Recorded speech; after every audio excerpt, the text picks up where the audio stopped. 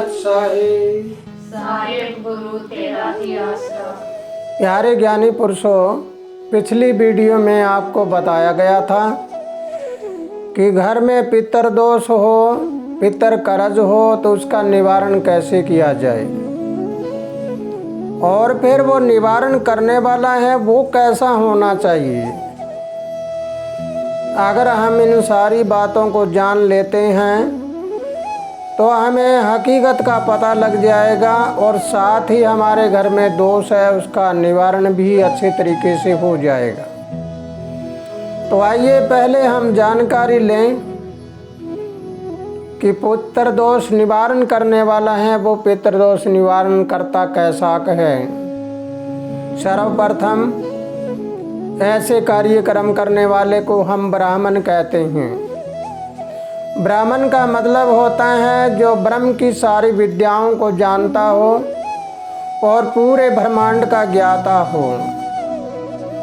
अगर ऐसा निवारण करने वाला हो तो उसको आत्मा और परमात्मा का ज्ञान होता है, प्रकृति का ज्ञान होता है, हमारे अंदर की प्रकृति कैसी होती है, ऊपर वाली प्रकृति कैसी है, ब्रह्मांड में ग्रह कैसे घूमते हैं, हमारे शरीर में उन ग्रहों का आकर्षण कैसे होता है और हमारे घर में भी उसका आकर्षण कैसे होता है। फिर उसके बाद हमारे नाते रिश्ते हैं उनका आकर्षण कैसे होता है। ये सारी बातें जो जानने वाला हो, अगर वो पितर दोष निवारण करता है तो सब तरह से हमारी परिवर्तन हो जाएगा। तो पहले हम जाने कि पितर दोष निवारण करने वाला कैसा होना चाहिए, ब्राह्मण कैसा हो। सबसे पहला नियम, हर तरह के चरित्रवान होना चाहिए।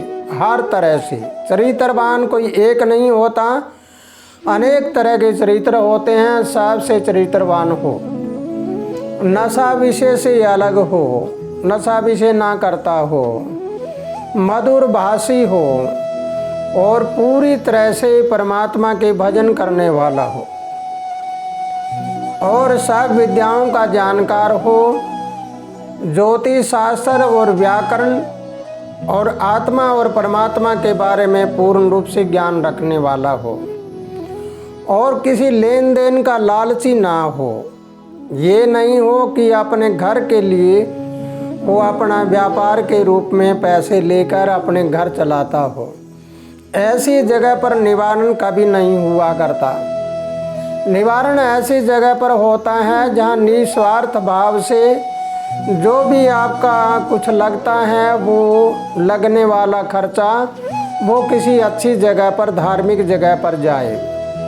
जैसे उदाहरण के तौर पे आपने पितर कर्ज के नाम से कुछ दान पुण्य किया है, कपड़े लत्ते बांटे हैं या और कुछ दिया है, तो वो जो लेने का हकदार हो उसको ही देना होता है। दान और पुण्य दो चीज़ होती है। दान होता है श्रद्धा के समान और पुण्य होता है जिसको जिस वस्तु की ज़रूरत हो उस ज़रूरतमंद लोगों को वो चीज़ दी जाए। तो पितर दोष में ज़रूरतमंद जो चीज़ें जिसको ज़रूरत हो उसको दी जाए, वही पनपता है और उसी में ही उसको सहारा मिलता है। इसलिए मेरे प्यारे ज्ञानी पुरुषों, अगर तुम पितर दोष निवारण कराते हो तो कोई ऐसा संत महात्मा हो या ऐसा ब्राह्मण हो या कोई ऐसा विद्वान हो जो निस्वार्थ भाव से सेवा करके आपका एक एक पैसा है वो अच्छी जगह पर लगाए, वहाँ पर आपका निवारण होता है और पूरे ब्रह्मांड का वो ज्ञाता हो।